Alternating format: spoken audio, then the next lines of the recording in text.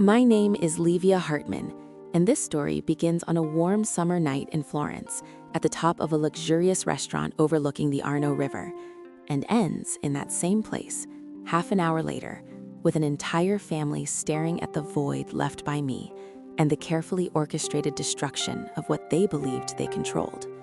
At that birthday dinner for the matriarch of the Hartman family, I realized a devastating truth. Sometimes life doesn't need to scream to change everything. Sometimes a single empty chair is enough. But let's start at the beginning, long before I saw that round table with 12 places, when there should have been 13.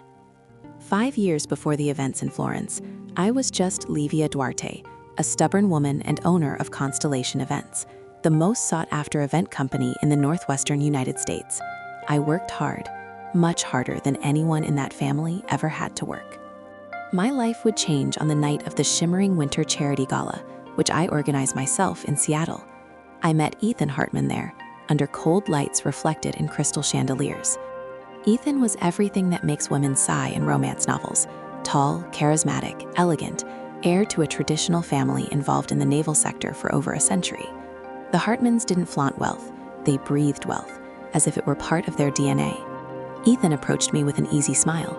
"So, you're the brilliant mind behind all of this?" he asked, with an aristocratic accent so smooth it sounded trained. "Just someone who works hard," I replied. He laughed, but there was admiration in his eyes. Thus began a cinematic romance. At least that's what I wanted to believe. The first time I met Miriam Hartman, my future mother-in-law, I realized she didn't see my success as something worthy of respect, but as an exotic curiosity. "You built your own business?" she asked, forcing a smile. "How hardworking?" That hardworking landed like a stone inside me. Natalia, Ethan's sister, was even more direct. "Wow, how unusual. Most people simply come from reputable families. You really hustled. How nice." Ethan never defended me. He would say, "That's just how they are." I should have seen the omen of everything there. But when you love, you see dimly. When Ethan asked for my hand a year later, I said yes, as if I were signing a contract with happiness. Perhaps I was signing something else. The wedding was a spectacle, designed by me, of course. The Hartman family trusted my talent, as long as I didn't interfere with what they considered essential traditions.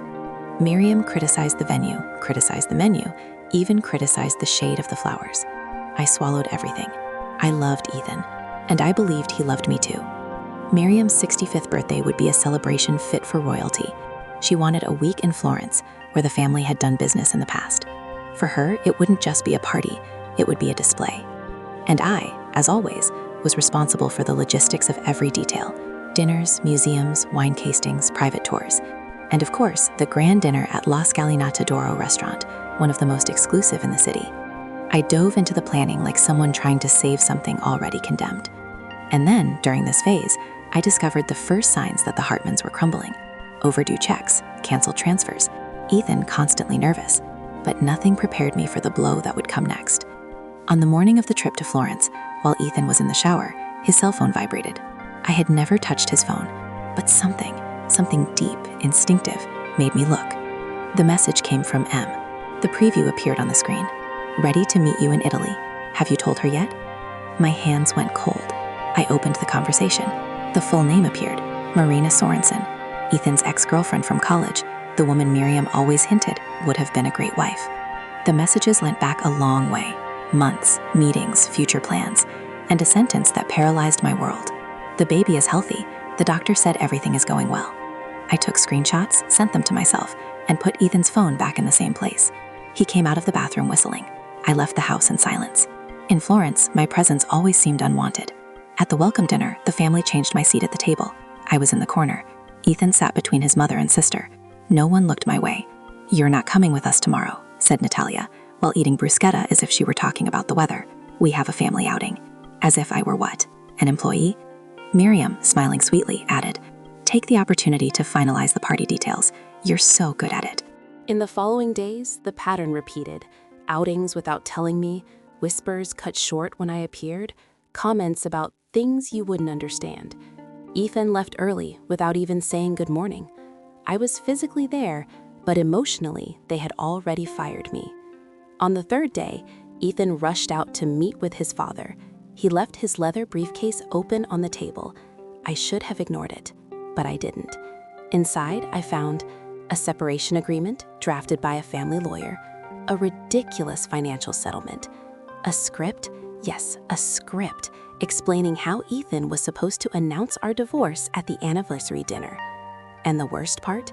The restaurant table had been planned for 12 people. I, naturally, was not included. The humiliation would be public. The narrative?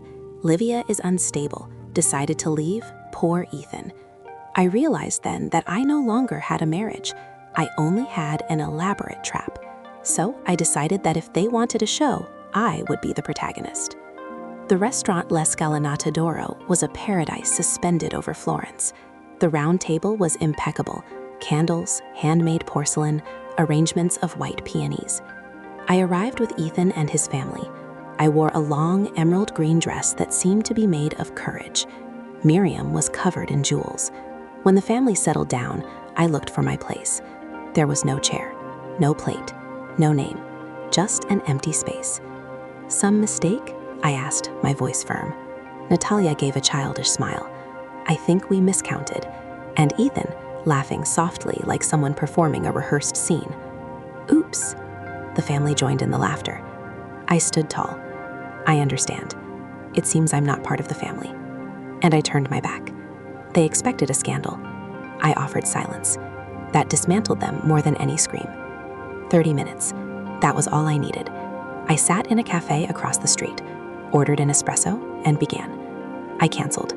The dinner that night, immediate refund, the special catering, the guided tour of the Uffizi Gallery, the Arno River boat tour, the wine tasting in Tuscany, the villa where they would spend the weekend, the private violin concert, the executive transportation, everything else that was under my name and corporate card. My phone wouldn't stop vibrating. Ethan sent, "Have you gone crazy? Come back this instant. My mother is hysterical. The restaurant is demanding payment, and the most desperate. Livia, please answer." I finished my coffee. I walked back to the restaurant and witnessed the chaos. The manager showed the tablet to Ethan's father, who turned red. Miriam brought her hand to her pearl necklace as if she couldn't breathe. Natalia stared at her phone, typing frantically. Ethan was as white as marble. When they saw me, they froze. "How dare you ruin my anniversary?" Miriam shouted. I approached until I could hear my heels echoing on the marble floor. "I merely used the same method you used with me," I replied. "I just changed the outcome." And I looked at Ethan. "By the way, I've already filed for divorce, and I've sent everything to my lawyer. The hidden accounts, the financial fraud, the forged documents." Ethan's father paled completely. Natalia dropped her fork. Miriam whispered, "You will pay for this." I smiled. "No, I already paid for 5 years. Now it's your turn." And I left. For good. Back in Seattle, I left what wasn't mine. I kept only what I had earned. The company continued to grow, more than ever, in fact. When the press began reporting financial irregularities of the Hartman family, I realized that their mask had finally fallen. Ethan tried to contact me. He claimed that nothing went as planned, that he loved me, that he made mistakes. I listened to him calmly. "When is Marina's baby due?" He turned pale. The truth always finds the light. I ended the conversation. A year after that night, I was back in Italy, now in Positano, coordinating the wedding of a famous pianist. On the terrace lit by light lanterns overlooking the Mediterranean, I took a deep breath. I was happy, whole, free. I raised a glass of Prosecco and whispered to myself, "The chair they denied me set me free." And it was true. Sometimes when the world tries to extinguish us, it ends up igniting our own light. If you liked this video, leave a like to help the channel and subscribe to receive more videos like this. See you next time.